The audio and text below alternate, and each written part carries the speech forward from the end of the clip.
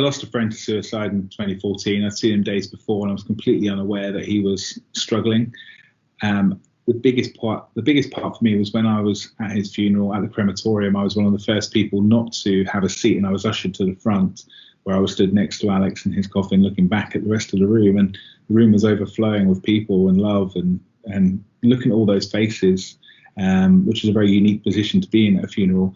I saw that love, that despair, the questions, and the why, and that really stuck with me and made me think, well, if he had so many people around him that all loved him and cared for him, why did he feel that suicide was the only option for him?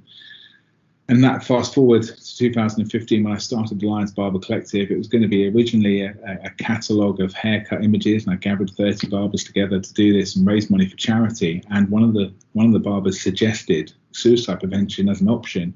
And I was completely unaware that was even something you could raise money for. There were people working towards suicide prevention and mental health.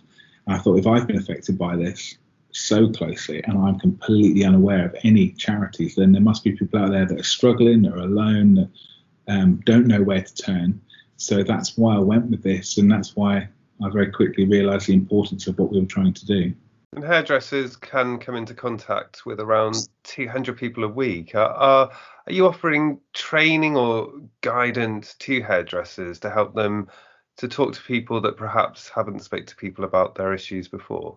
Yes, it's really actually so important that we train hairdressers and barbers and beauticians to have these skills, because they have these conversations every day, whether we like it or not. We're at the high and low points of everyone's life. We're there for first dates and engagements and weddings and christenings and babies being born, new jobs. We're also there for funerals and redundancies, divorces.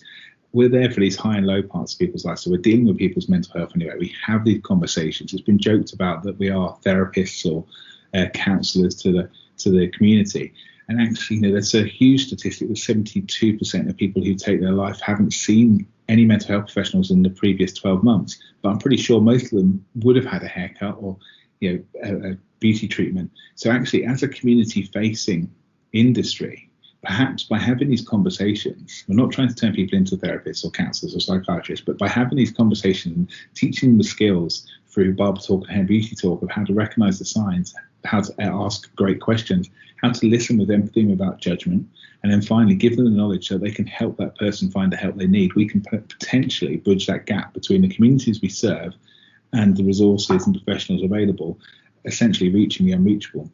Have you heard of many success stories over the past 7 years? Yeah, we've had a lot of success, and I think when I started this journey, it was, if we can save one person's life, then it's all worth it. And very early on, one of my friends, Paul, had a conversation with me in the chair, and because of that conversation, it made him think about what he was considering to do, and actually decided not to take his own life, talk to his parents, seek medical help, seek professional help.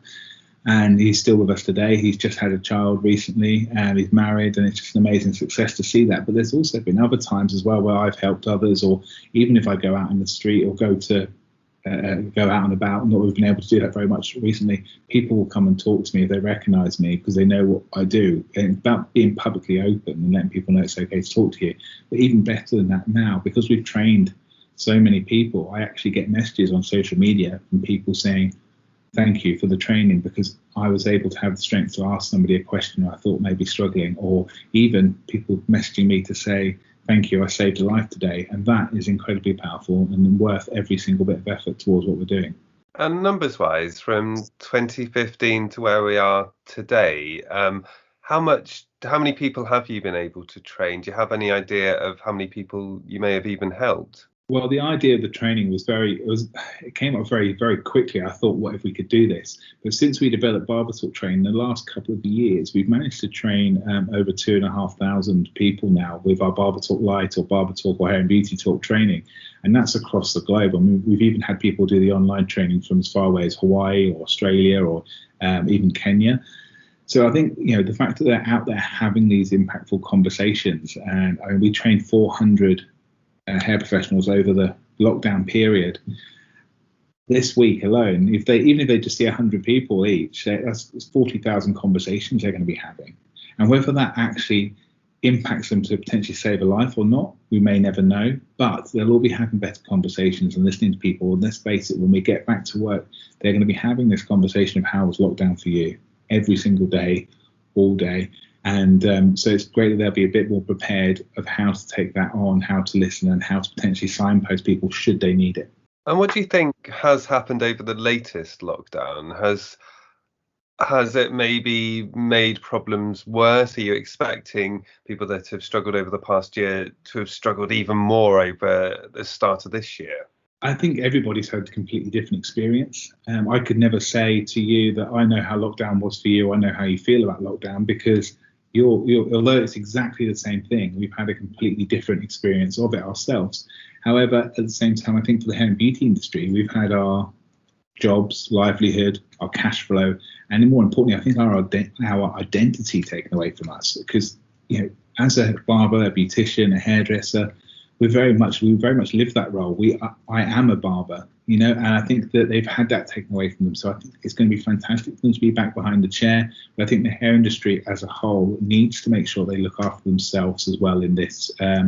Remember to value yourself. You can't pour from an empty cup. So I think going forward, although it's fantastic, the hair industry is back behind the chair.